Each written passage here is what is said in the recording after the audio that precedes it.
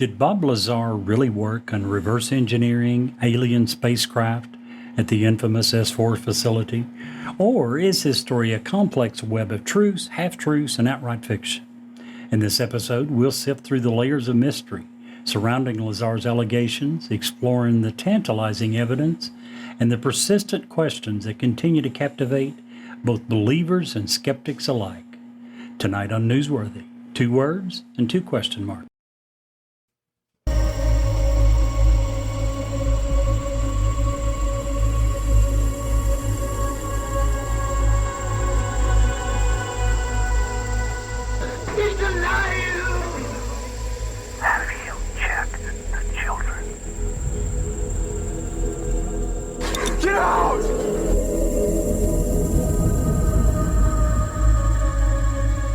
You have scoured the podcast world and finally found us, Newsworthy with Steve and Jerry, where we delve into all things mysterious, macabre, or out of this world, and decide if they are truly newsworthy. 2 words and 2 question marks.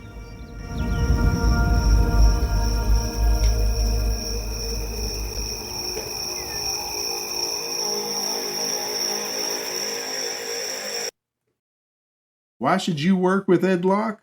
A better question is, why wouldn't you work with him? He is proud to support an amazing lender, USA Mortgage. When you work with them, you can expect a home financing experience that is free of hassles and headaches. They have complete control over your loan due to in-house operations such as processing, underwriting, closing, and funding. USA Mortgage represents a lot of fantastic things, but they are especially thrilled to partner in several community outreach programs, including Habitat for Humanity, Home Sweet Home, Veterans Community Project, and many, many more.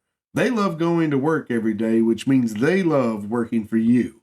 Ed wants to be your lender for life, so reach out to him today and get the journey started. If you would like more information, please reach out to Ed Locke at area code 502-680-0953. NMLS 448908, USA Mortgage NMLS 227262. USA Mortgage is an equal housing lender. This is not a commitment to lend. Additional terms and conditions may apply. For licensing information, go to www.nmlsconsumeraccess.org. Really? Just start? That's what we got to... Hello, everyone. Jerry. Happy New Year. Happy New Year. Yes, indeed. Woo! Absolutely. Happy New Year, guys. Has anybody had to write 2024 on anything yet? Do what? I have not. No. We don't have... Right. No, Jerry, you just can't put your phone that close to the microphone. It'll come back. I can't hear it, but it'll come through on the audio. Gotcha. I've been struggling today at work, trying to sign off on things. Really? I haven't had to. 24. Well, I've been off, so I haven't worked since middle of friggin'. I would have liked to go to work today. Yeah. Just about done though. Hopefully, go back Friday. So Good to hear. yeah, You guys have a good New Year? tomorrow, and good to go. Yeah, it was a nice, quiet New Year. A lot of my kids were sick, so we ended up just staying at home. Actually, this is the first time we just hung out for several New Years, so it was kind of nice. Watch some videos. Patreon, you will never know what that means. Yes, we stayed at I'm home. just saying, what else is there to do, The right? kids went to bed early. I would hope so. All right. Wow. Woo, what a start to a show. What a start to a new year. I have no idea what these guys are laughing so hysterically about.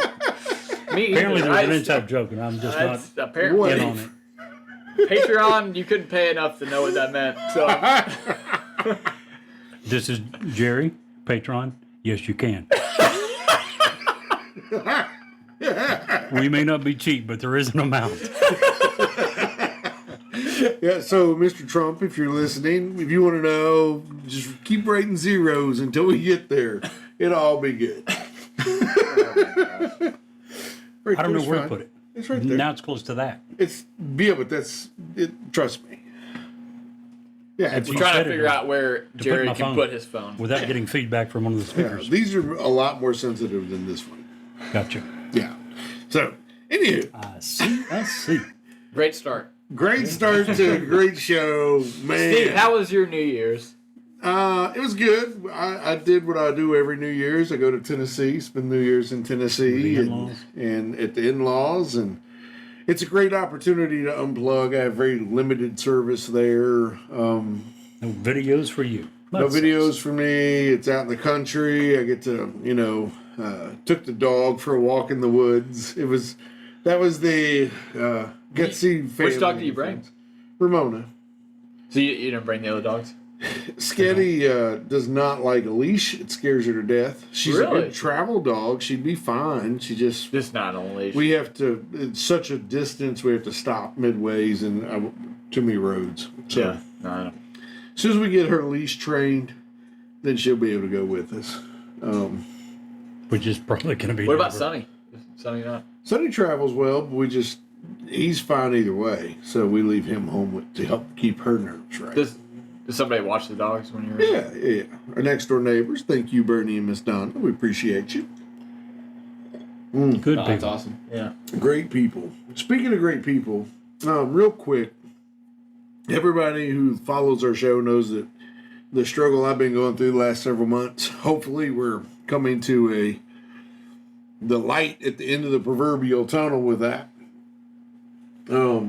We have a huge following down in Georgia. And Georgia people, we love you. We appreciate you being with us every week. We appreciate you listening. You guys have an absolute gem up in northwestern Georgia in Trenton. And real close friend of mine is dealing with some of the things that I've been going through. Hers are a little more serious than what I've been going through. They have a huge fundraiser in Trenton, Georgia, February 4th. It's called Saving Shayla. There's going to be a car show. I got it all written down here. From 10 to 3, February 3rd. There'll be a car show, food trucks, live entertainment, cornhole, raffles, arts, vendors. All proceeds will benefit Shayla. She's unfortunately has to take a lot of time off work and start chemotherapy and radiation. And got a very young child. Got a 17-year-old and a very young child. She's a very young person. So we want to just, if you're in that area, southern Tennessee, northern Georgia, northern Alabama, go over there on February 3rd. I'm probably going to make an appearance myself. So be glad to see you guys down there. Pick up a t-shirt, pick up a cake, whatever you want to do. Just try to help that situation out because those are great people and they really, really could use a hand. So just want to throw that out there. 'Cause cancer sucks. Oh, absolutely. I think you said you're going to put a link on the. We'll put a link once to we it. get There's a GoFundMe set up. There's opportunity to buy t-shirts and stuff online. Don't even have to go. Shirts are like $20. Really cool. Help out if you can. If you can't, just share. Whatever. Just get the word out. Absolutely. So appreciate you. And so tonight we're talking about a really cool, really divisive issue. Very cool. And it's all about people who call my phone. I answer, they sneeze, and then they hang up. I don't know about you all, but I am sick to death of these cold calls. Oh, I'm telling you. Yeah, that gets to everyone, doesn't it? Should have been one of your resolutions to quit answering those. Or to have better dad jokes. I don't know. Either one would suffice. Did I tell you guys about my new cooking class? Oh, No, you didn't. Earlier, by the way, I digress. I'd said that I don't do New Year's resolutions. I did one. Oh yeah. Cooking class, yeah. I've always liked to cook and signed up for one.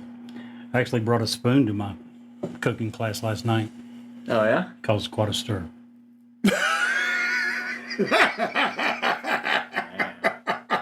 I'm just saying. Just saying. That was a rough one, man. Wow, I love it.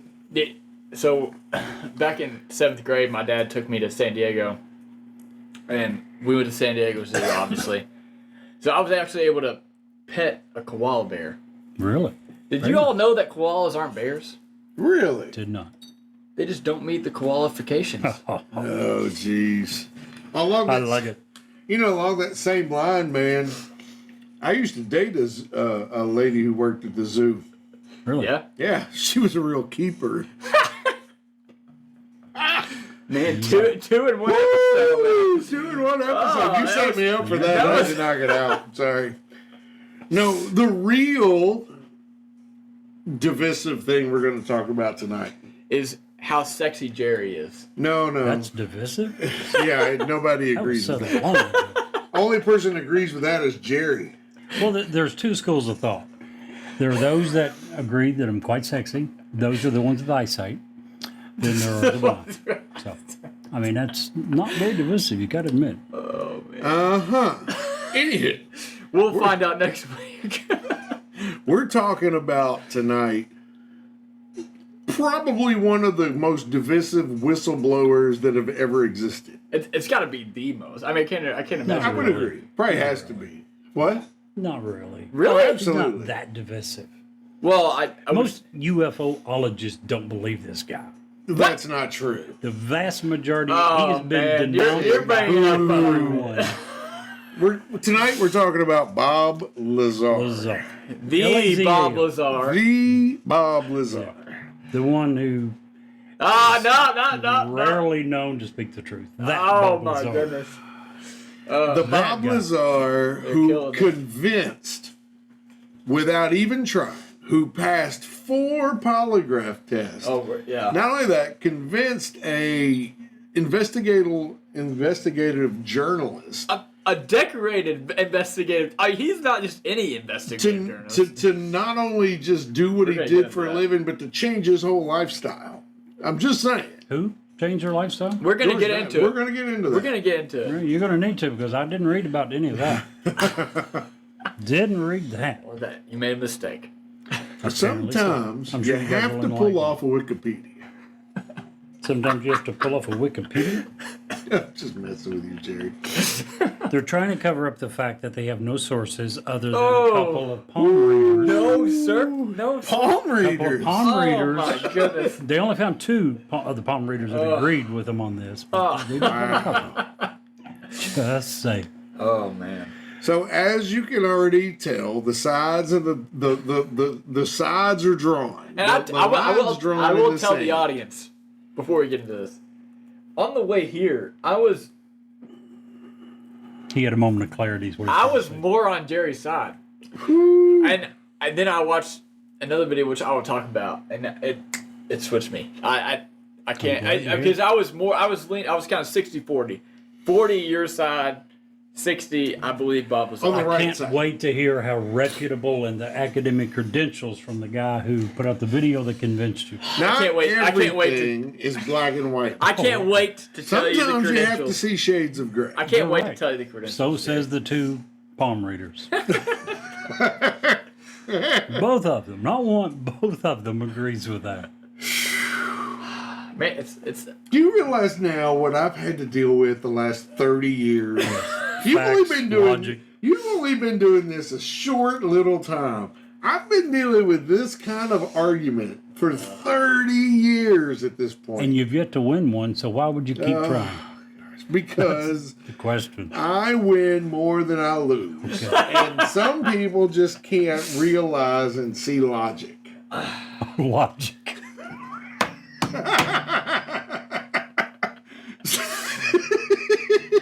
I broke Jerry. Oh, It's yeah. beautiful.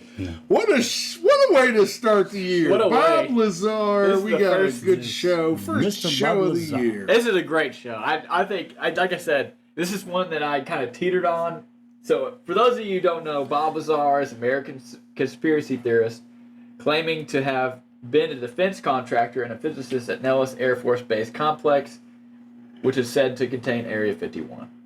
So, May 15th, 1989, KLAS TV 5 p.m. newscast aired an interview where Lazar claimed to have helped reverse engineer alien aircraft for the U.S. military near Area 51 at a place called S4. A real place, by the way. A real place. Unfortunately. According to Bob Lazar. According And to who else? everyone else no who one. knows anything about the area. The story was broke by George Knapp, who is a respected television investigative journalist and news anchor in Las Vegas. Obviously, he's not doing that anymore. He's retired. But Knapp has been recognized with 5 regional and 2 national awards. He is a 9-time winner of the Associated Press Mark Twain Award for Best News Writing and was selected by United Press International as Best in the Nation for individual achievement by a journalist. So, Very nice. this is the dude that broke the news story of Bob Lazar.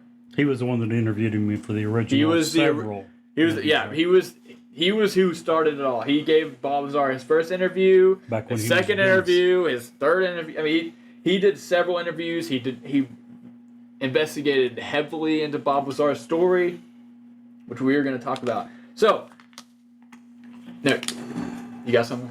No, I was just going to say he was one of the first. Now, there's been several since. Right. He wasn't one of the first. He was the first. He was the first, yeah. And there's been several since that really, really put Lazar through the paces. So we'll get to those later, too. Right. So, in this investigation, so I obviously already knew Bob Lazar. I knew about him.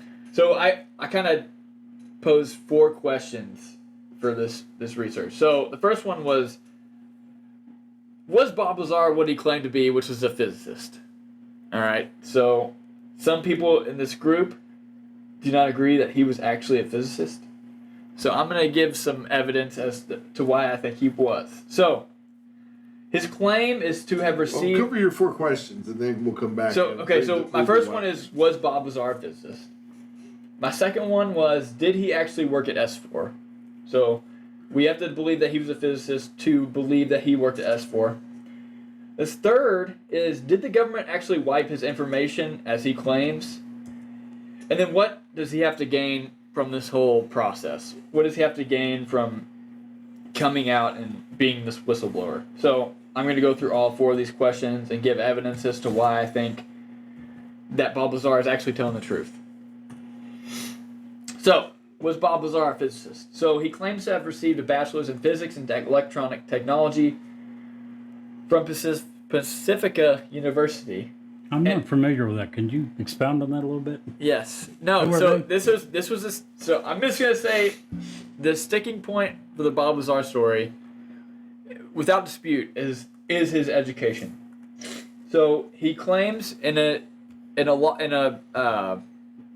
lawsuit case, this is what he claimed. He claimed he got a bachelor's in physics and electronic technology from Pacifica University. He then claims to have received a master's of science in physics from MIT and a master's in science in electronic technology from Caltech. So, right off the bat, he mentions 2 of the most prominent universities in the world. Yep. As far as MIT and Caltech. These are the 2 biggest engineering, physics, science Hardest to get into, colleges. most renowned.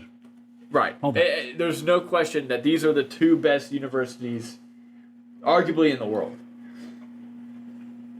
So, that is his claim. And that is the biggest sticking point to people because, as we'll get into a little bit later, there is no evidence for him at being any of these universities. Any of them. So, one thing that I think adds to his claim that he was a physicist was he took George Knapp to Los Alamos Research Facility with a camera crew. George Knapp talks about how people were waving to him. He was able to show them the lab.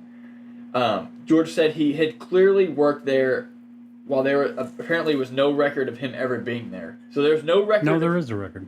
What, the W-2, as you mentioned. But that had not come out. That wasn't Los Alamos. That was for S4. Oh, really? That was his work on Area 51. He did work there. There is proof that he did work at Los Alamos for He's security. That was, I mean, and that's, is that and not? I definitely had that question. I'm not disagreeing with you on that. I definitely have that question. So this was the first piece of evidence that I saw that was like, okay, he obviously worked there at Los Alamos. He worked there at Los Alamos. So the second piece of evidence that I'm going to talk about is the newspaper article from July 30th, 1982. The Santa Fe New Mexican put out an article about Bob Lazar. They were basically reporting on his car that was modified with a jet engine. In the article, it says that he is a physicist with the Los Alamos Physics Facility. So, in that article, they claim that he was a physicist at Los Alamos. Did they claim, or did he tell them and they simply repeated what he said? That's definitely an argument point, right? So, this is just another piece of evidence that I think works in his favor. Obviously, he could have told them anything, and whether they checked his claim, I don't know. The third thing I thought was really important was he is currently the owner of United Nuclear Scientific Equipment and Supplies. So this is a technological company that I would think you would have to have some sort of technical knowledge to run and to start up. So this is another thing that if you don't even think that he's a physicist, he's obviously well educated, at the very least. He's extremely bright. He's well educated. Just listen to him. He's extremely smart. The last thing I'm going to talk about is something that George Knapp had talked about. So he told a story with Joe Rogan. He was on a podcast with Joe Rogan. He told a story about during COVID. He had heard about COVID is transported through touch on it could be on your cereal box. So he was looking into he was talking to Bob, who he considers a friend. They're friends now. It's not just like, oh well, I'm using Bob to push this story so I can make some money. They're actually friends. So he talked to Bob about getting a UV scanner to disinfect the objects that he was buying and things like that. And Bob was like, oh well, you don't need to do that. I can make one with the parts I have in my garage. And he did it. And he gave it to George. And he was like, man, he just come up with this UV scanner just out of the. Does that sound more like a? I'm not saying that this adds to the fact that he's a physicist, but I'm saying that he's obviously very intelligent, very well educated, right? And I don't think anybody's going to question that, right? So, was Bob Lazar a physicist? I think yes. So, I'm going to check that box. I think that Jerry's probably going to not check that box, but we'll get into his side here in a second. So the second question, Can I ask one question? Yeah, go ahead. Just for further clarification, where do you think he got his degree in physics from? Yeah, so, and this is the thing that was a sticking point for me. So, Pacifica University had, I think it was in 1982, I didn't actually write this down, but I think it was in 1982 they came out, and basically they were shut down because they were essentially giving out degrees. Diploma mill. Right. It was just like, if you pay the money, you're going to get your degree. So, that being said, he was obviously educated somewhere. You could say that in Pacifica University was a bogus degree, and since it was shut down in 1989 or 1990, I can't remember when his hearing took place, but there's no way to prove that he actually went there because there's no evidence of that university. They don't have any of the records. I just want to say that if I were a whistleblower and I'm the government and I don't want people to recognize this person as a whistleblower, I had that exact same thought. I could probably, knowing the vast amount of resources I have in my toolbox, could probably make that person's history disappear. Exact same thought. And I will 100% get to that. So I agree. Could I add one thing? Could I add a question to that? Sure, absolutely. Could you make every professor that he ever took disappear from his memory?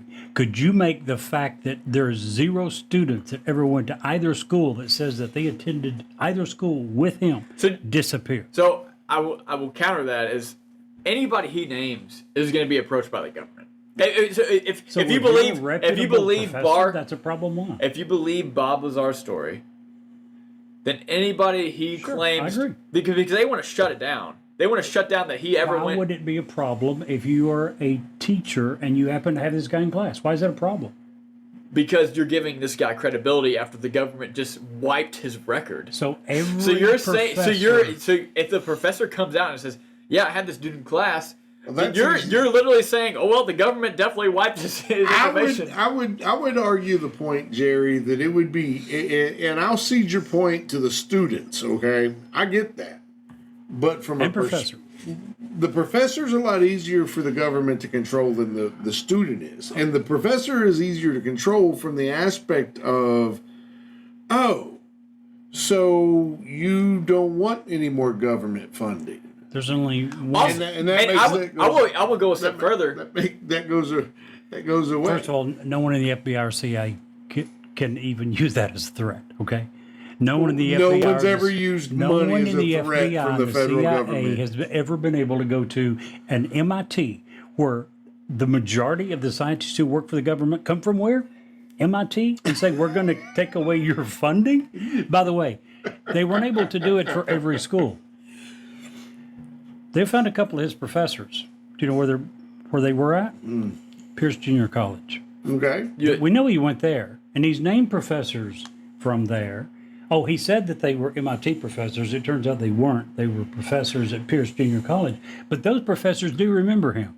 I guess they didn't get the same memo you're talking I about. will say, so junior college is very different than like a state school, where I would say, so I went to UK for mechanical engineering. I have a degree there. I can show a picture of my diploma. I would bet that none of my professors remember me. Not a single one. Not a single Ever. one. And I graduated with honors. It's not like I was a bad student. Really? I would guarantee that none of my professors remember Let me. me ask you this. Do you remember the names of any of your professors? I do, yeah. Oh, okay. Guess what? This intelligent, Also hasn't super been bright 30 guy that years. you're talking about? So I will get into that. Steve, I went to school. I went to my freshman year at UK in 1983. I had English, I had history, I had calculus, I had chemistry. Ask me for one of the professors' names, any of those. Fred Flintstone would probably be one of them. I didn't say Fred Flintstone was a class that I took. Usha Balasubramania was my calculus professor. Dang, you still remember? I don't remember my first. Gautam calculus Sinha professor. was my Fortran professor. Dr. Ireland taught U.S. history up to 1851. Dr. Chin was my 1850. English teacher. The only one I Dr. remember Chin. is my English professor. See, I don't that was remember- Dr. Savchuk. That was 40 years ago. This guy, who's far smarter than me, can't name one professor. I will say, so I graduated in 2019. I would say I can't name a one of my calculus professors. Ever? Not one. If you had one named Usha Balasubramania that it I mean, took you if you 6 weeks to figure if you out told me how their to name, names, I could probably point them out. But that was 5 years ago. I could not tell you one professor. Only one I just- remember is Mr. Savchuk, and that's only because he Did you guys literally- get a little bit off track? For this to be one of the most intelligent people in the world, he can't There's name a difference professors between or intelligent students. and having a memory. He can't I'm name one just student. saying. He can't name his best friend Well, that he partied with. So are you and serious? we go into the same thing of like, no matter who he names, they're gonna have a target on their back. right. No matter who it is. That can be your excuse for anything in the world. Well, I mean, Well, one They're hundred lying because the government. 100%. It could be but either way you go, look at I that. mean, Edward Snowden didn't use an alias, and look where he's spent the last 10 years. What, Right. 10 years. Right. In Russia. What brings up another- He was a It's probably whistleblower. 10, yeah. So that's what happens to whistleblowers. Why didn't they do something with this? All right, so we're gonna get into that. Hold on. All right, Okay. We so ain't got I'm there sorry, yet. didn't mean to get ahead. the next question is, did he work at S4? So First of all, is there an S4? What is S4? Absolutely. he claimed According to who? the S4 was a portion of what we think of as Area 51, right? It's about 8 miles south, according to him. 8 to 10 miles south of So- Area 51.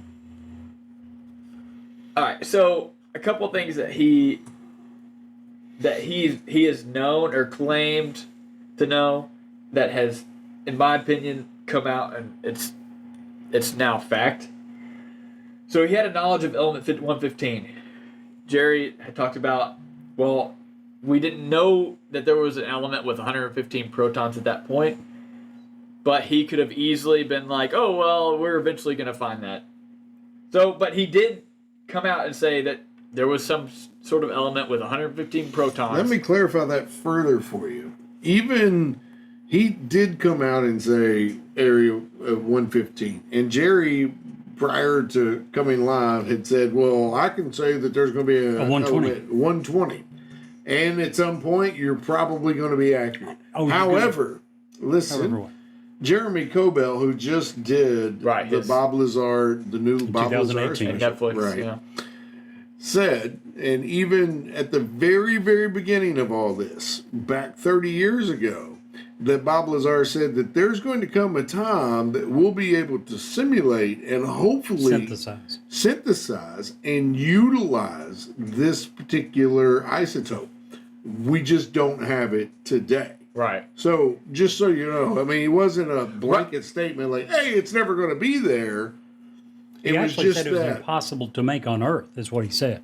With the given technology that they had at the time. Right. Yes. Right. And we still have not found a stable isotope of Correct. 115. It degrades into 113 very rapidly. Yeah, it's very radioactive. It decays Just very, a very fraction quickly. of a second. Very quickly. So, First of all, and we won't get into the weeds here with that because physics can be very in the weeds and very non-podcast friendly. Yeah, real quick. But if you want to take 20 minutes and completely mind screw yourself, read about how all that works. Like 115 is stable but degrades fast into 113 that's just crazy unstable because it makes more sense. It blows your mind. It's a weird thing to read, but check it out. and it's not easy to find a stable isotope. No, it's heavy crazy metals to like even this. understand. Right. It's not. It's 115 not like is one of the heavy- we're just gonna add a neutron to this thing and it'll be all right. This isotope 115 that you're talking about is basically a super heavy. It's something that's ridiculously heavy. But I didn't mean to cut off. No, but yeah. I did want to make sure that it was noted that Bob said that at some point we'll probably be able to synthesize that. Right, which we have. Right, but not No. stable. Oh, yeah, yes. Right, we have made discovered an element 115. You know, how it wasn't like he just said, "Oh, there it is," and We've made we'll a grand never total be of able 4 to do it. isotopes of element 115. Yeah, he Since said what? What was the 2003, I think. It was a 2003, that's team what I of was Russian and thinking, American yeah. scientists. it was a Russian in Dubra. It was whatever their super collider is in Russia. But go ahead. Sorry, Brett. No. I didn't mean that's to. Important. No, that's. I just think it's important that he did say Yeah. at some point we would be able to synthesize it, hopefully, and utilize it. right. But at the time, we could not. And we still can't utilize it, obviously, but Right. we have discovered it at this point. So this was something that they were like, oh well, this element doesn't even exist at this point. Like this was a point of contention when he mentioned this. So again, on the videotape, I see. Well, I was going to send you this. Please you don't. need it. so the second thing, so he claims to have seen aliens. So his whole thing with working at S4, which is a branch of Area 51, he claims to have seen alien spacecraft. He claims to have worked on reverse engineering an antimatter reactor. That was the biggest thing he had worked on.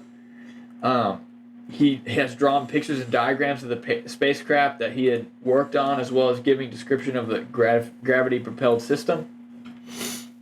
So one thing that I found in my research was the system described was very much like some of the UFO footage that was leaked recently. So the Tic Tac video was one of them. Lazar said that it had reminded him of a sport mode, which was his name for a craft that he had seen take flight. The other one was the gimbal video. Steve, do you want to talk about that one? Well, Bob had often said, and the one thing that, and I'm sure you're going to cover, and Jerry will even attest to, I hope, is that Bob's story hasn't changed. It's remained very It's consistent. been very consistent from the beginning. And one of the things he said about the sport mode, there was 9, according, and I'm using air quotes, craft that he saw. He only had the opportunity to work on one. He was actually walked past one and touched it and got in trouble for touching Right, it. yeah. is what he said.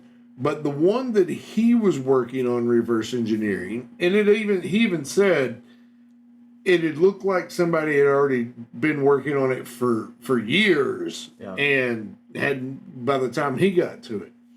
But the one that he called sport mode, the way that it would operate and the way that it looked like by the way it was designed, was that if it wanted to go a particular way, it would turn up and point its belly toward the way it wanted to go and would fly belly first. Which is exactly how the craft in the gimbal videos from the Atlantic coast, from our naval command on the Atlantic coast, saw. Now, these are Navy recorded videos. Which, that came out, what, 2017? 2015, I think. Yeah, so... and it shows these craft rotating to exactly the angles that Bob said that they would go. So it was just something that further coordinated what Bob Lazar was saying. Right. So, again, he claimed to have worked on this aircraft. The propulsion described of this aircraft is exactly some of the stuff that we've seen that we can't describe. So that's another thing. It's like, it seems like he must have known something. So one thing that I actually... this is against Bob Lazar. So he claimed in his Joe Rogan interview that he was one of the first to be like, gravity is a wave. And he apparently had said that in an interview with George Knapp in 1989. So I actually, after that podcast with Joe Rogan, it seemed like he was the one who had first come up with that, or at least was one of the first. But that was actually something that had been theorized by Albert Einstein back in 1918, something like that. And we found evidence for it in 1974. So this was something that would have been before his time. But again, I just wanted to make that claim because I think I actually had talked about this in a previous podcast. So that is a point for Jerry's side, which is Bob Lazar might not be saying the full truth. But one other thing he talked about, which I think Jerry kind of agrees with me, he talked about a bone scanner that scanned the bones in his hand to identify who he was. So this was something that he had talked about that everybody was like, oh, that's science fiction. But basically it was a scanner that measured the density and the length of his bones in his hand, and it would give him his ID card. So when he came out about this, that it was all science fiction, everybody kind of discredited him, but it's since come out that is actually something that was used. It's not used anymore, but it was used on highly classified projects. Do you want to say anything more about that? No, I totally agree. Yeah. It's one of those things where, with all the problems with his story, the guy still knew stuff he shouldn't have known. The guy still had been to places that it's hard to explain. So, and this is one of those. This is one of the big ones. The bone density scanner that was used, that, like you said, at the time was relatively unknown. And he was saying, hey, this is the way that we had to authenticate. This is the security system they had. And it turns out that many highly secure military installations at the time was using this exact system. Yeah. So another thing that I found in my research was, and it was actually something that came out pretty recently. So he said that he witnessed U.S. government briefing documents which described alien involvement in human affairs over the last 10,000 years. So this was taken from an article from GB News back in December of 2023. So a whistleblower named David Grush, he said under oath that Benito Mussolini's government recorded a non-human aircraft in 1933. So Benito Mussolini was an Italian dictator back in the 1920s, 30s, and 40s. So he said that he recorded a non-human aircraft back in the 1930s. So this is something that America would have probably been aware of at the time of 1970s, 1980s. And so again, this is another thing. He's saying that we've known about alien involvement in human affairs for a significant amount of time, and this coming out recently, this year, really, or this past year, I think it adds to his claim. So not only that, right Area 51 in and of itself wasn't even a thing. Right. What would you say was? He put it on the map. He put it on the map, but Lockheed Martin actually convinced the United States to make this a base, all to help develop the U-2. They needed a place to test and develop and I flight thought this went test. back before the U-2. They had a small Air Force base at this facility, but by the time that they were looking to develop the U-2, this was at the very end of World War II. It was the very beginning, and the Cold War was heating up. We didn't have a place that we could develop the spy plane necessary to be able to go to Russia because we were scared of all of our regulars. The Skunk Works, and I forget the guy's name. He's considered a genius. You know, he was one of their aerial. He's the guy who created the U-2. Convinced the United States that they needed to purchase this particular airfield in the middle of nowhere. They actually, right as they were building Area 51, just to show you how crazy this place was, it's downfield of the nuclear test facility. Right. They had to stop building Area 51 so that a radioactive cloud could pass by and then go back to rebuilding it. It's been used as a nuclear testing site more so than any other. Oh, It's not absolutely. just Area 51. What's that? That whole area is a grid. What's it known as? There's a name for the whole place. Nevada. Nevada testing range. It's Nevada the testing Nevada range, I testing. think. Yeah. It is. And But- yes, majority of our nuclear tests are done there. Right. But the whole point of that was up until this point, up until we had the U-2, this was a very small facility, and it has grown exponentially and that's why, you know, I sent you the video for S4. S4 is actually built into the mountainside. It's not a separate building. It is a system of caves built in That's the what's on there, mountainsides. Glenn. Where'd you send it To your email. Okay. But and it's hidden inside the mountain. That's why it's a little bit away from actual Area 51. Right. But anyway, I didn't mean to cut you off. No, there, Brett. you're good. It's just up until that point, all of this stuff, all these materials that we would gather, all this extraterrestrial stuff, anything that they didn't know what, it went right up the road. Right. It was at Wright Pat Air Force Base in Dayton, Ohio. We talked about that a few weeks ago, talking absolutely. about Area 51. Yeah. So I just wanted to clarify that. But go ahead, Brett. Sorry. So another thing that Lazar knew that didn't come out till much later. So Lazar claimed that there was 2 bases within Area 51. So the main one was next to Groom Lake, which was known at the time. The second one he mentioned was underneath Papoose Lake, which with hangars containing reverse engineered spacecraft. So this base was not known to exist in 1989, which is when he did the interview. Which base? There was a base Either one? underneath Papoose Lake. The S4?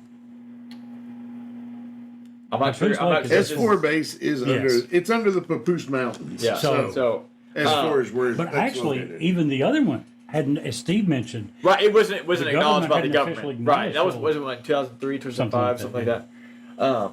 So the existence of this base was confirmed a few years later by independent researchers. So again, this is another thing of like he knew that this base was there, but again, if you're talking about S4, that has not been confirmed till date. so there's definitely a base under Papoose Lake That has not been confirmed. that has been confirmed. Show me one thing and I'll say you're right on everything. I'll try. I will look. I will there's look. not in 20 years We'll when let it's Steve when do it's in 20 years when it's acknowledged from the federal government, we'll come back and say, Well, this has Show me one been record. confirmed. we'll come to the nursing home and say, Jerry, here it is. Here's your proof. Trust me, it'll be my grandkids in the nursing home before you come up with proof for this.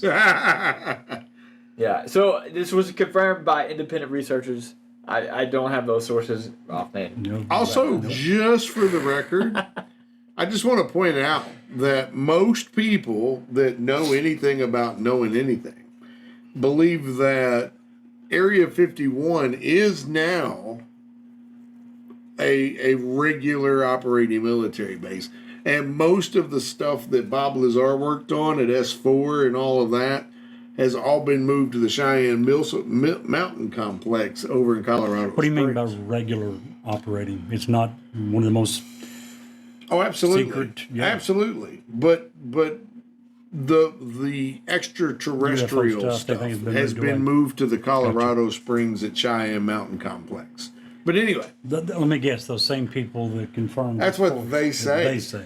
Okay. That's what they say. Good So- on them. Another thing that I think is it adds. I'm not saying this is the definitive. Okay, he's telling the truth, but George Knapp, when he was vetting this guy, he was a reputable. Whether you like Bob Lazar or not, you can't deny that George Knapp was a reputable investigative journalist. He's obviously very decorated. He was at a very good, well-respected news agency. So he made him take 4 lie detector tests when he approached him with the story.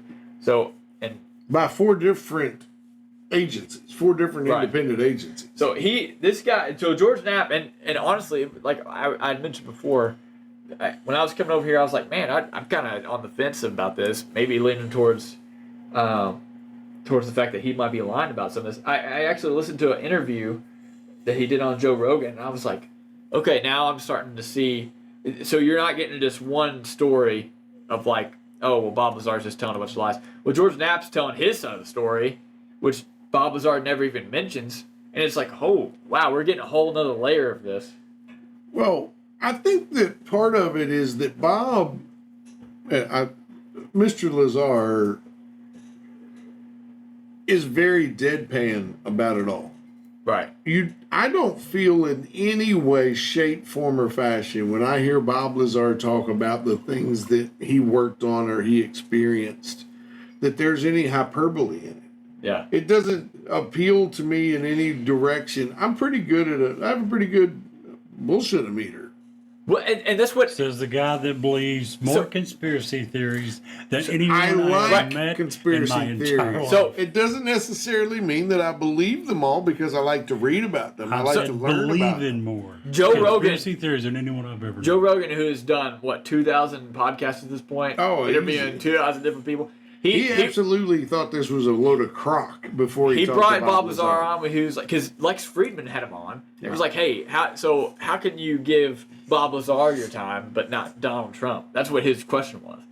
And Joe Rogan was like, I just wanted to see if this dude is full of bullshit. Yeah. He's like, I didn't think he was. Like, No, I mean, in Joe Rogan, This is a dude that I is actually listened to this podcast, and he will tell everybody. Before Bob Lazar was on my broadcast, I thought he was full of crap, and I was probably, I think he said 70-30, 30%, maybe there's extraterrestrial, 70%, that's all a bunch of hokey crap. And I am firmly convinced that I'm the other way now, is what he said. right, and he told Joe Rogan stuff off air that we'll get into, but so the next question I want to get into, so I don't know which one I should do first. So what does he have to gain from this? That's another question, and we'll kind of get into did the government actually cover this up? So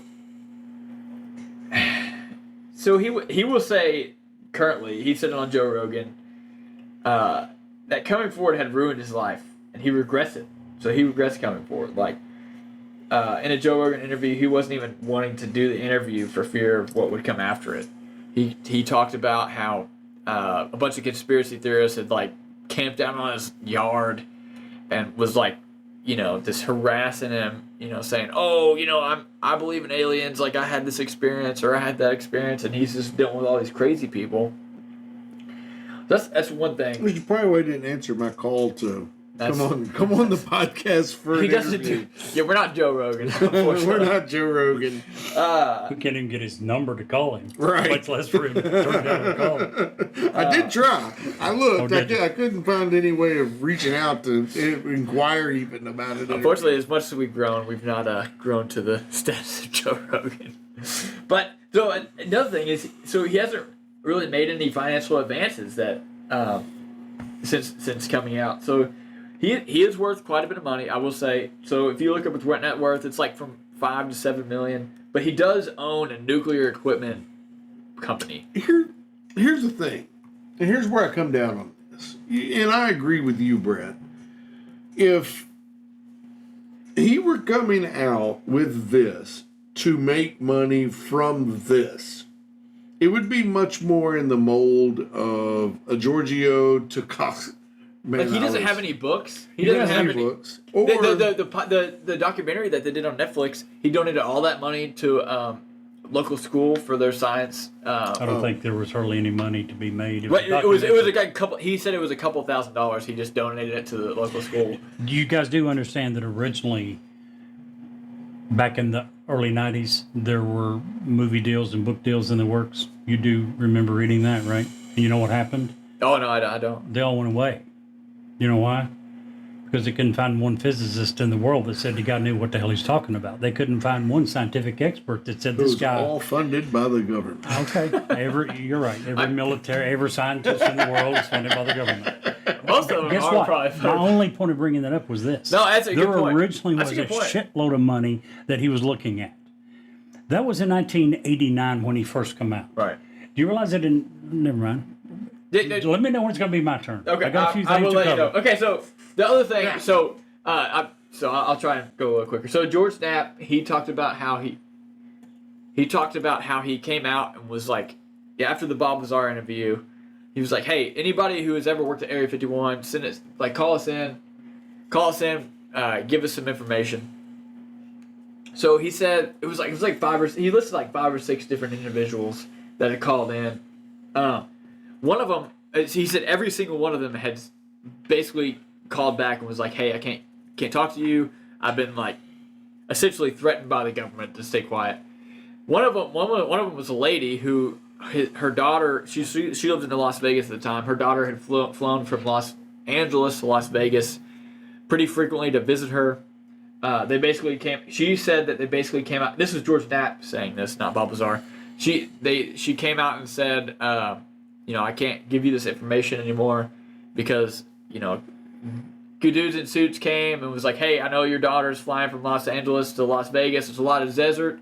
Hate for anything to happen. That's what she told George Knapp. Yeah. Well, what I was going to say is, if he really wanted to make a lot of money on this, he would go from the Bob Lazar method, whatever it is that he's doing now, to the Dr. Stephen Greer version, to the George Toukalakis version, where he's on every single program, every single day. And he's not doing a ton of interviews. And he really isn't. No. Joe Rogan tried for a long time to get him on the program. Right, and you could tell he was not wanting to just come forth and just tell all. He wasn't making these huge, crazy claims. He was just telling the same story that he's told. He certainly wasn't doing the Stephen Greer, like, we're going to go out sitting on a mountain and bring the aliens in with our mind type deal. So And that last part kind of talks about the government wiping it.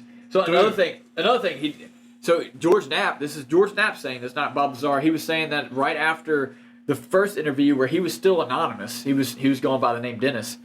So apparently people were, his house was broken into, his car was broken into, windows were left open, his car doors were just left open and George Knapp was saying that he thought that this was the type of, the government basically trying to create fear. And Jerry is shaking his head like he doesn't agree. But this is not Bob Lazar saying this. This is George Knapp. You can make an argument that George Knapp may have some sort of, credibility to gain from Bob Lazar being true. I would not disagree with. But again, this is not just one person saying this. This is a secondary source on top of Bob Lazar. So the last question I want to talk about is, did the government wipe his information? So there's no evidence, which I'm sure Jerry's going to get into, of him attending any university. His explanation to George Knapp and Joe Rogan for this was that he was working on something that was illegal on an international level. And because of this, he only took classes that he needed at MIT and Caltech because he didn't need the degree necessarily. So they wanted to keep him very hush-hush. And so he had only taken those classes that he needed, which I talked to Steve about this a little bit. I didn't really talk to Derek. Honestly, I feel like that's how college should be run. It's like, these are the classes that you want to take, that you want to learn stuff in. That's what you should take. I don't think it should necessarily be focused on you're getting a piece of paper, but again, that's just my opinion. But There's no record of him ever working at Los Alamos other than the W-2 that Jerry mentioned. George Knapp was able to find a phone list from when Bob had worked there. Again, Jerry has an explanation for that, but they still said that there was no record after they found that phone list. George Knapp had also said that the initial video was released. I talked about this. The government was trying to scare him. And then Georgia also put out a thing. Sorry, I said that's it. In a Netflix documentary, the Netflix documentary that came out in 2018, 2019, they claimed that the FBI raided his house after a film crew left. So they claimed that they were looking for receipts from an individual who might have bought something toxic from his company. So again, there's this claim that they made on the documentary that all these men from the FBI, Homeland Security, CIA had come to his house, raided his house, looking for some sort of receipt from an individual who might have bought something from his nuclear equipment company. So again, why do you need that many people to look for something like that? It's kind of a fishy. Obviously, this story could be fabricated, but again, I think that all of these things kind of build on itself. In my opinion, there's a lot of credibility given to Bob Lazar through his stories, through what he has known, through what we have discovered since 1989, through George Knapp. I think that he's a very credible source in this case because he has come. Like I think there was a guy named Bill. I forget his name. I want to say it was Bill, and the last name started with a C. Do you guys remember Clifton? Bill Clifton. He was a UFOologist.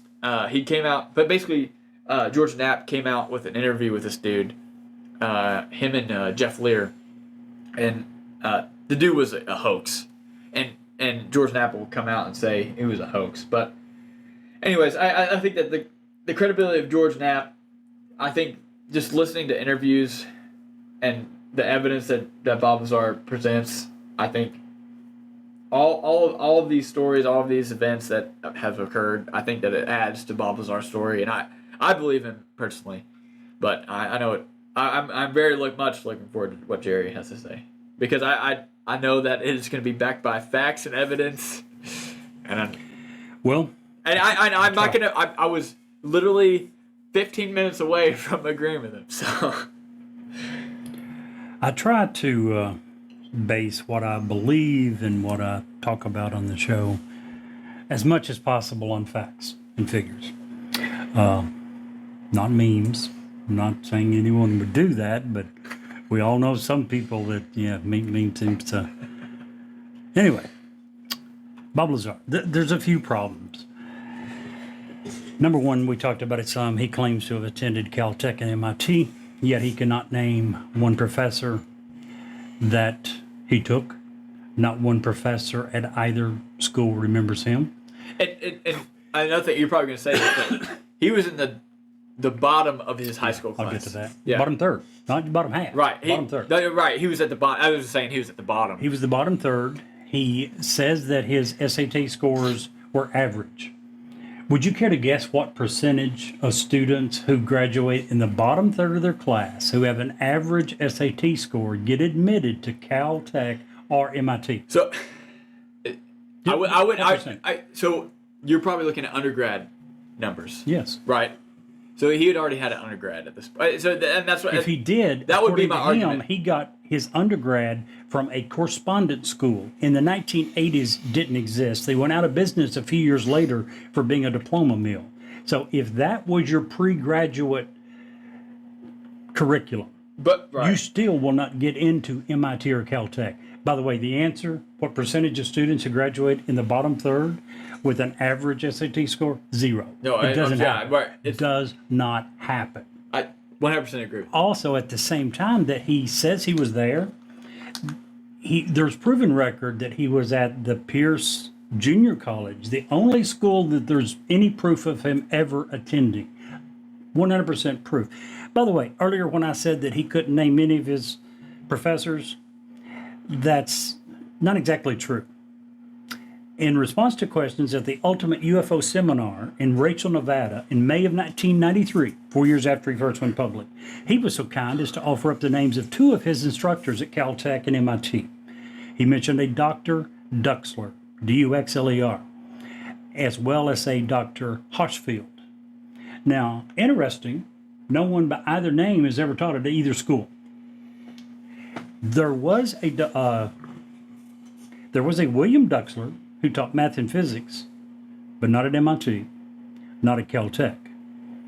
He taught at Pierce Junior College. Again, not one professor can he name, not one student can he name, not his best friend, not the guy that he hung out with and partied with. Not one student knows him from those schools, not one professor knows him. It's pretty clear he did not go to either school. He has claimed extensively that he did. We talked about the fact of where he graduated in high school. By the way, when he was in high school, he took a grand total of one science class ever. He had one chemistry class. Really? It was his only chemistry class. That's according to Wikipedia. Yeah, I will say Wikipedia is very biased in this. Well, again, it's got citations. I didn't note it for that one, but I can look it up if you Right, yeah. want. I didn't look at the citations either. When I was reading it, it was very biased to one side. Number two, he claims to have a master's degree in physics from MIT.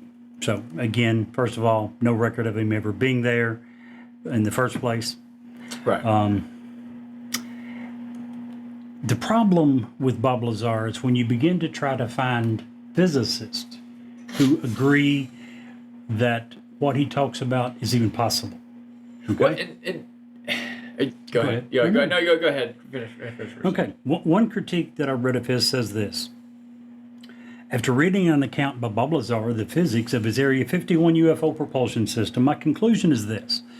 Mr. Lazar presents a scenario which, if it is correct, violates a whole handful of currently accepted physical theories. Mr. Lazar on many occasions demonstrates an obvious lack of understanding of current physical theories. On no occasion does he acknowledge that his scenario violates physical laws as we understand them. And on no occasion does he offer up any hints of new theories which would make his mechanism possible. Mr. Lazar has a propensity for redefining scientific terms and using scientific language in a confusing and careless way. For these reasons, I don't feel that Lazar's pseudo-scientific ramblings are really worthy of any kind of serious consideration. Dr. David Morgan, a physicist, and I'll give you a link to his site. So, and I will say, the stuff that he's describing, he recognizes that the way we understand technology, physics, science, it's hard to explain. That's why we can't reverse engineer it. Almost everything that he says violates every physical principle that we go by. So he's going to take everything that we know. He's basically saying that these people can influence gravity, which is in ways that we don't think is possible, right? Every law of physics. Here's another one. Tom Mayhood. He started a design in the 1990s dedicated to Area 51, UFOs and similar, otherhand.org. And at the time, he had several articles about Lazar that were very positive. He wrote a follow-up in 2018, and one statement struck me. He said, and I quote, "I quit following the subject 20 years or so ago when I started my graduate work in physics and realized that the basic science elements of Lazar's tales were something well beyond wrong." He goes on to say, first and foremost, I need to touch on the basic science of Lazar's tale. In the world of scientific research, the harshest insult that can be leveled against someone's work is that the person is not even wrong. Meaning, the research or theory is so bad that it really can't even be discussed coherently. If I were feeling charitable, and I'm not, he says, I suppose his story may just barely reach the not even wrong level. So this is what other physicists say. Right. You're talking about his propulsion system. The biggest one is when he starts talking about that these things didn't travel distances. They warped space and time and pulled the object to them. Every physicist in the world says the only way that would be possible would be to create an immense black hole, and it would suck not only the distance. Let me finish. Okay. It would suck not only the space between. That would have to go away and disappear into the black hole, along with everything in its path. Right, if they're creating a black hole, it's going to take everything. Right. That's his theory. But this is that physicist theory. No, Bob Lazar said that space-time was bent, and what it did was Right. to take foreign objects and pull it to it. There's only one way for that to happen: is for a black hole to eat everything in between. That was loud. Now, Steve. I would just venture to say Yes. that let's just blank slate it. Let's take our personal feelings out, because that's what I'm doing. Okay.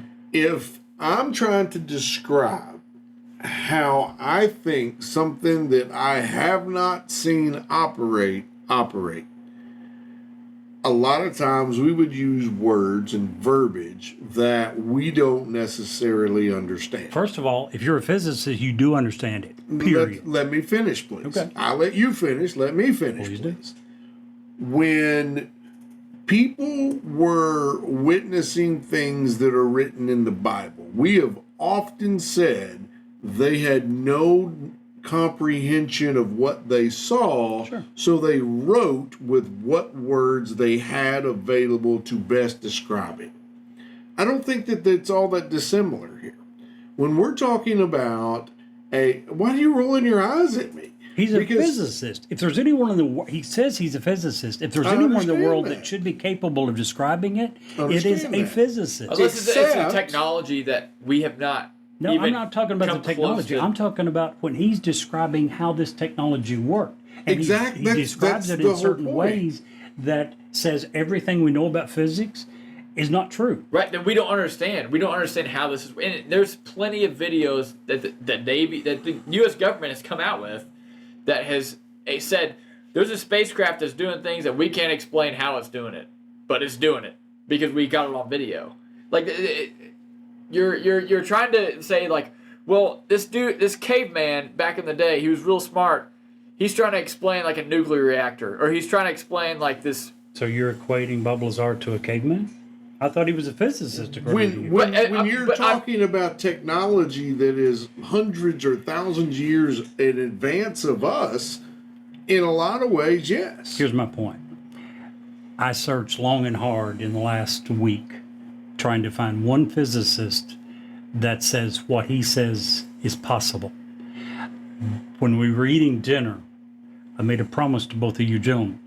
I said, if you can find me before the show starts, one physicist who says that any of this is possible, not Right. that it happened, not that it's accurate. If you can find one physicist that can say this is even in the realm of possibility, I'll go on air and bow down to both of you and say you're 100% right. I don't disagree with what And you're saying. neither one of you Yeah, right, I don't come either. up with the same thing I did. Because There's not one physicist that I could find anywhere who says that this is anything that he talks about.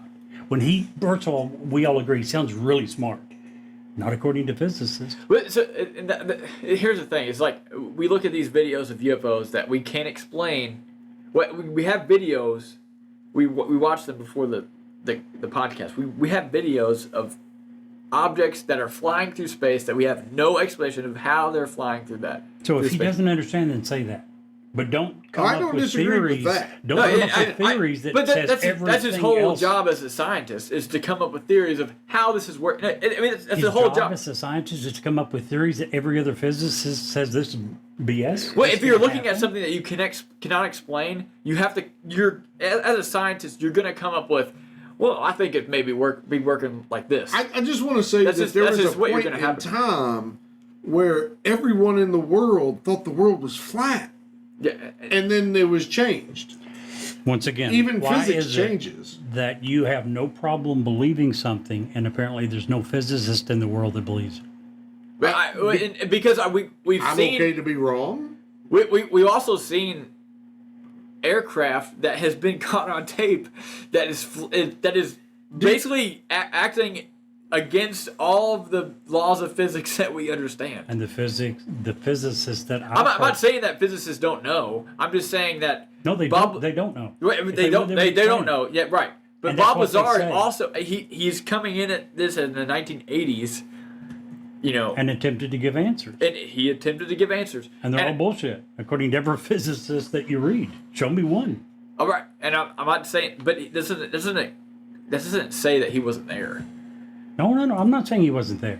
No, the things you talked about, he got right. He got a bunch of things right that he couldn't have got right. See, so unless you're he not was saying there. that he wasn't at Area 51? Oh, I say he absolutely had to be.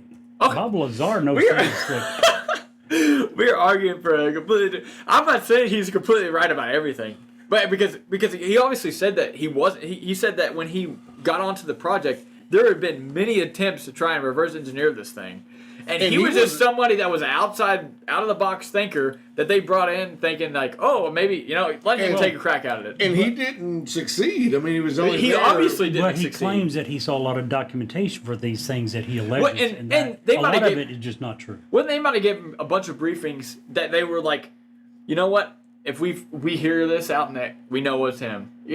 I'm not saying that didn't occur because I'm sure it did. That probably did. Project Blue Book almost dictates that it did happen, that we fed bad information to people we thought was going to be By the leaks. way, I've said this from the beginning. Apparently, you didn't know what I was saying. There's a lot of problems with his story. There's still things that Bob Lazar knew that he couldn't have known if he hadn't been at Los Alamos. He worked at Los Alamos. Too many people knew him. He had to have been on Area 51. So for we at don't least a brief disagree time. on anything. Really. There's a W-2 statement showing that he made a grand total of $958 in 1989. So, again, he says that he worked there for a couple of years. Physicists don't get paid $958 a year. So what amount of time do you think he was there? Because he obviously walked in. So $958, guys. on He's got a video, W-2 that he had on to video, submit. he brought George Knapp in there. No, not in there. He brought him to the outside of Area 51. Through the lab. Oh, no. not Area Los 51. Alamos, yes, right. yes. Los Alamos. Yeah, Yes, that's he what I'm did. talking about. Yeah, he did. He worked at Los Alamos. He 100% did. So maybe we don't disagree on that I much just at think all, there's a really, huge- because I think the big thing is like, did he work at Area 51? Was he a physicist first? No. Which is what. So you don't think he was? there's But zero how per- did he get a job Hold at on. Area 51? Most people believe it. Even I feel like he has to be a physicist first, well, and then okay, did he actually work at Area 51? And then Apparently, $958 later, he got found out. well, it did say I saw some of the research it did say was saying that he may not have worked there more than 9 days. So that's where Real there's short time period. One article that I read, and I didn't think it did a lot of assuming, so I didn't want to quote it, but it said they believed that he had misled a couple of people, and they named a couple of names of big time scientists that he got to know at Los Alamos, and later used that they believed to get on at Area 51, but wasn't able to pass the background checks to stay there for very long, and they think that's why he was only there for $958 worth of. when he claims that they obviously had. So when he was at Area 51, this is what he talked about in his Joe Rogan interview. He said while he was at Area 51, his wife, he obviously couldn't tell his wife what he was doing, so he was obviously gone at random hours. They called him, like, hey, you have to be at this point and so many hours. You have to be at the so you Las could fly Vegas to Inn right. for Janet. So you could fly into Area 51. And his wife thought he was having an affair, so she started having an affair, and they had her And he got her phones. Right, he had her phones. They had her phones tapped. He was going through a tough time with his wife having an affair, so they stopped calling him, and that's when he started going to. He had the schedule. He had the flight schedule, so he had started bringing friends over there, and then he got in trouble for that. Let's. I'm glad you brought that up. There's two things that you brought up there that are very important. According to Bob Lazar, he was relieved of his duties at Area 51 at S4 because of her affair. Right. Because the authority That's not all of it. Well, it's not because all. they yeah. felt like that made him compromised. Right. That's part of it. That's part of it. The second half of that is that he was taking his buddies out there, Which is a to huge see no-no. that. But listen, here's where it gets even more complicated, because most people believe that he went out there to see spaceships. That's what he told them. That's what he told them. He got video of it. That's what he told them. But what he was actually taking them out there to see was something called Bragg's plasma, Yep. which is something that Plasma generator. was a plasma generator, which was a super top secret weapon which that was the part United of the States radar, government was working anti-radar. on. And he knew that would be looking like spaceships. Blipping all over. Because Yes. because it looks like a laser, like you look like a laser pointer. Exactly. And you're just like pointing it. That's Right. what it was. But And he that's didn't what it tell was. them that. But he didn't tell them that because he felt like he was going to get in trouble, so he made up the spaceship. So I didn't see this in my research. So Yes. where did you all So- see that? Well, it was Several places. it's several Did he different come up? places. Did he come out with that? No. His friends did. His that friends he took did. there. This Okay. is the story he said. Other people have figured out this is what he was actually working on. This is what he saw. And He that's told them why that. he was relieved of his duty, because he took them to see them testing this weapon. I also read it was why he wasn't charged because he didn't tell them. That it was a He plasma told them weapon. some made up fake Yeah. story that wasn't true. They can't And charge they you with revealing. corroborated that story, that they said that it was Yes. it was spaceships. However, that doesn't change the fact that, like Jerry, I don't want to step on you here, so you take your time. But some of the things he said was spot on. He worked at Los Alamos. He worked at Area 51. So we agree on 75% of it then. I mean, really, I disagree with the spaceship and all that crap. I So- think you're just full of shit. That was more of a story for his buddies. See, And I think once you got started down that lane that Steve just talked about, he realized I can't go back from because this. there's even like he has the name of the dude that and this I think this came out in the documentary. That he has the name of the dude that did the initial security clearance Yep. for his Area 51 job. So he knows And too then many names there. The And dude that came dude out works there. right. That dude he has a note that From was EG&G. from that dude, Yeah. like Mike Thigpen or something like that. Yeah. here's the thing, though, that I do think he worked, or at least saw Some stuff. something extraterrestrial. And it all comes down to how much, and it has nothing to do with Bob Lazar, except the fact 30 years ago, he specifically said that this thing will turn its belly up, and that's the direction it goes.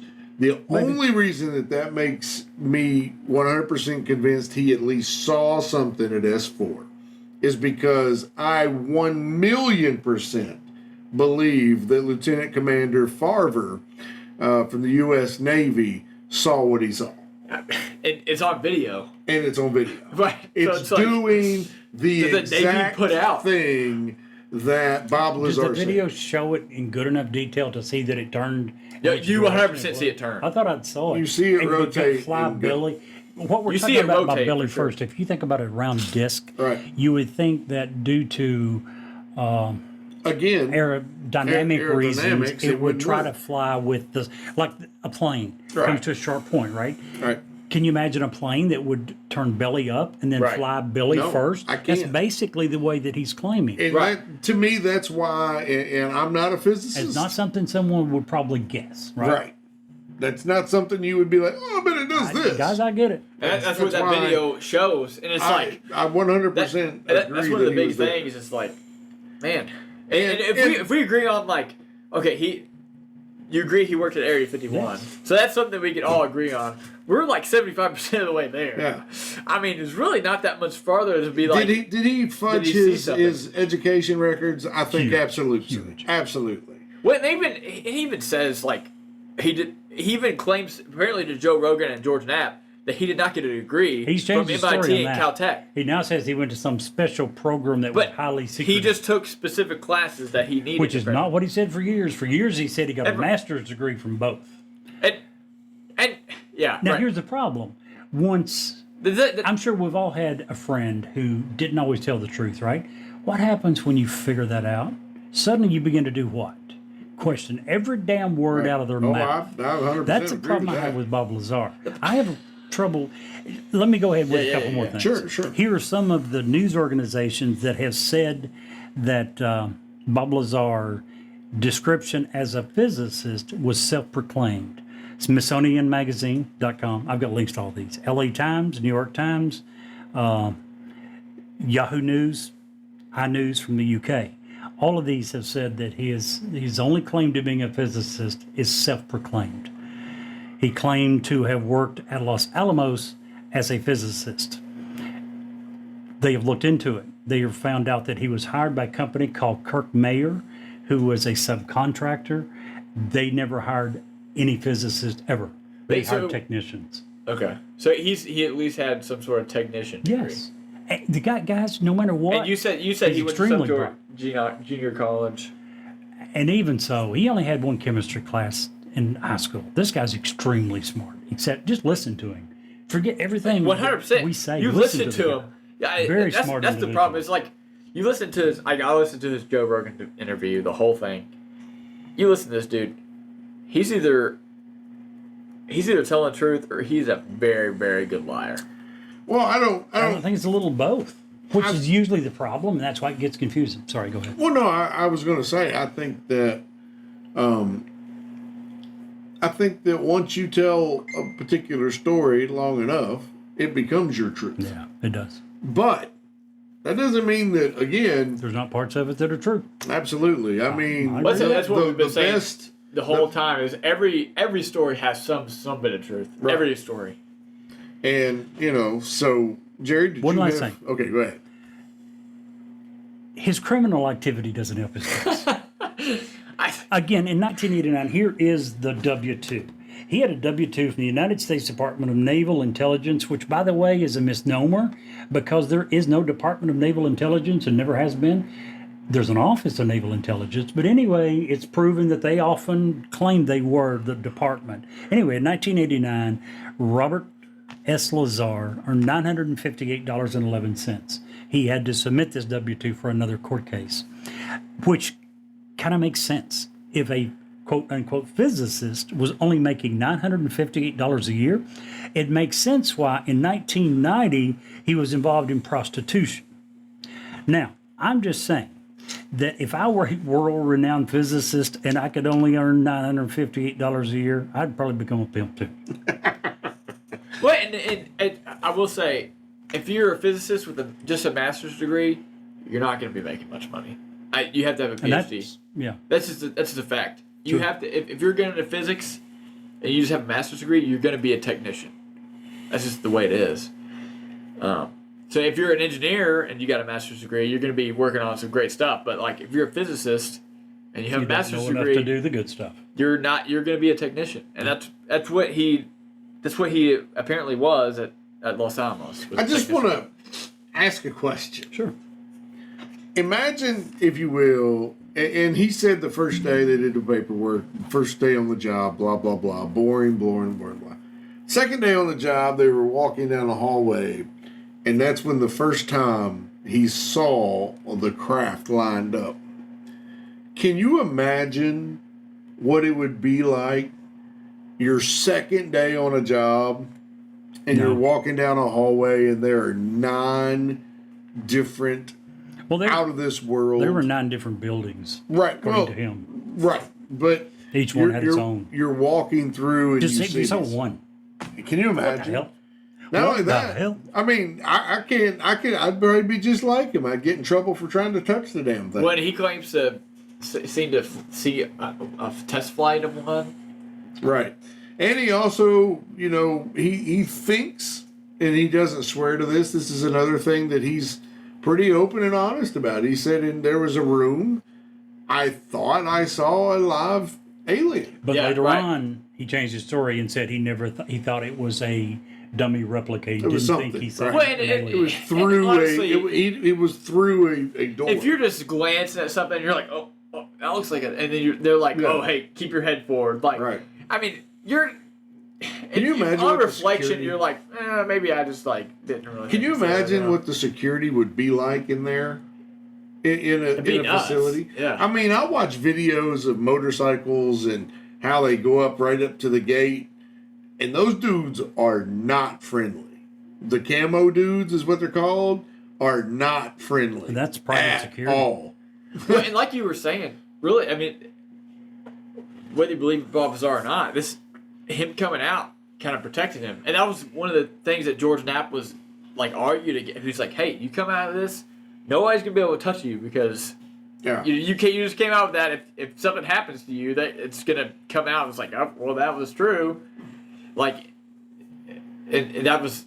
I was First of all, I think if what he said was true, they wouldn't give a shit. He would be arrested the next morning. you think? The government does not put up with people who reveal classified secrets like that. even if it's very divisive, like where they were able to. I mean, again, it depends on which side you're on. If they were able to wipe all your records of like you were never attended and you're discredited because you never received a now we're physics starting degree. to play the what ifs. Right, I'm just saying, like, if you were able to discredit this guy, you can if you're wipe the able to records. discredit this guy, You can't wipe every professor. You can't wipe every student. but you could shut him up. Everyone. Like I Every said, George student you went to UK with. George Knapp, who was again a very respected investigative journalist who had no reason to lie, he came out and said, "Hey, we asked for people who came out or who worked for Area 51. They called in and said the next day they were threatened to There were 6 people to stay quiet." that supposedly got visits from. I just throwing it out there. Yes. For kicks and giggles. Do you know how many people worked on the Manhattan Project in some capacity? I don't know, not off the top of my head. No clue. And that stayed one of the biggest secrets until we dropped the bomb, right? Everybody agree?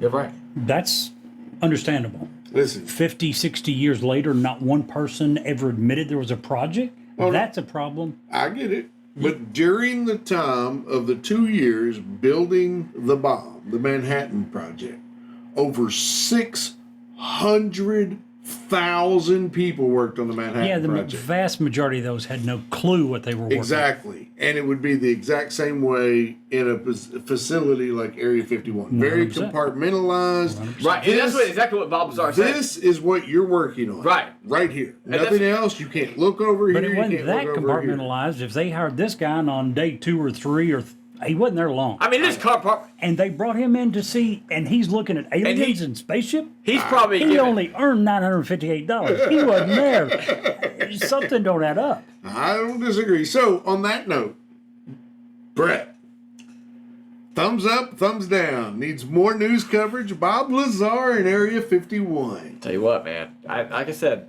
if you would have asked me 30 minutes before I came here, I would have said thumbs down, but I'm going to give a thumbs up. Thumbs I'm up. thumbs up. Mr. Jerry. Well, like I'm sure you all already know, it's a huge thumbs up. There's enough truth here that we need to know more. There's a shitload of lies, I don't disagree with you. but there's enough truth. I'm not saying that there's a it little needs lies, more. but I do agree we need more information. 100%. I would absolutely concur. Whether Bob is involved or not, he had enough information to know that just based on the things that have come up after that there's something there and we need definitely thumbs up with that. I would agree. You know what? I would also agree that this isn't What? enigmatic. I don't know. We'll see. saying. We'll see what they People don't just- realize, but we actually do the teaser, which you hear first. We do it after. So whether or not it's enigmatic is yet to be decided. No, I'm pretty sure it is not. But definitely thank you for joining us today. Hang out for more right after this. Man, that episode is really interesting. And if you'll stick around for us for just a few commercials, we have another great story to tell you. Hi, this is Ed Locke with USA Mortgage. When it comes to buying a home, the process can be overwhelming and confusing. With so many options, it can be hard to know where to start. That's why it's important to work with a certified mortgage loan originator. I have the knowledge and expertise to guide you through the process and find the best mortgage option for you. I will work with you every step of the way to ensure that you are getting the best deal possible. So if you're looking to purchase or refinance, please reach out to me at 502-680-0953. So don't take on the stress of buying a home alone. Work with me and I will make your dream a reality. Trust the professionals and make your home buying experience a positive one. MLS ID 448908, DAS Acquisition Company, LLC, doing business as USA Mortgage, MLS ID 227262. This is not a commitment to lend. Additional terms and conditions apply. USA Mortgage is equal housing opportunity. If you want us to review or rate your product on air, if you have suggestions for new episodes, awesome ghost stories, or anything else, please reach out to us. Our email address is newsworthyWithSteveandJerry@gmail.com. Our text number is area code 540-709-1318.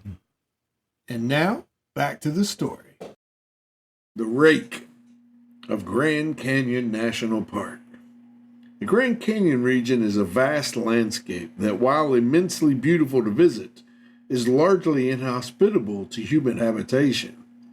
While there are some trails in the canyon, many parts of the landscape are completely inaccessible. Is it possible that an ancient creature lives in the caves and caverns that dot the sides of the canyon walls? Are there tunnels that wind through the earth beneath the canyon? Though no one has provided conclusive evidence of the beast, in September of 2014, filmmaker and documentarian Bill Brock and his team traveled to Peach Springs, Arizona, to a cave called Grand Canyon Caverns. Their mission? Follow up on whispers and rumors of a monster there called the Rake. It's said to live near the Grand Canyon. Although they did not find any evidence of the creature, their film is certainly worth watching. According to eyewitness reports from locals in Peach Springs, Arizona, who say they've seen the Rake, the beast is at least 5 feet tall with sharp claws, hairless gray skin, and eyes that glow in the dark. A huge mouth full of razor-sharp teeth. Some say the Rake has the power to turn off electricity, and many report the creature has a thirst for violence and scurries through the dark on all four, howling at anyone it sees. And Jerry, if you can't see the light, Be the light.